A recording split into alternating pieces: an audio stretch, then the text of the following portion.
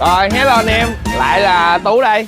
Đó, hôm nay bên mình mới dọn lên một em 125 form là full kiển nha anh em. Đó, Audi LED nè.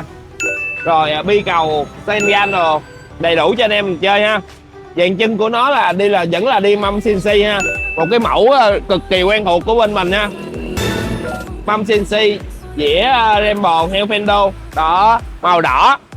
Đó, xanh đỏ đỏ cho em nhỏ nó mê hen. Đó, Vario 125, con này là biển số Bình Dương nha, 61 Bình Dương cho anh chị em nào ở Bình Dương chơi nha. Giá cực kỳ phải chăng luôn, 3x giữa. Đó, cực kỳ đẹp luôn nha anh em. Đó, anh em nào mà quan tâm đá giúp cho Tú nha anh em. Cảm ơn anh em, bye bye anh em.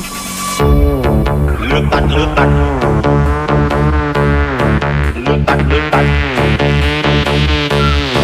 lướt tanh lướt tanh lướt tanh lướt tanh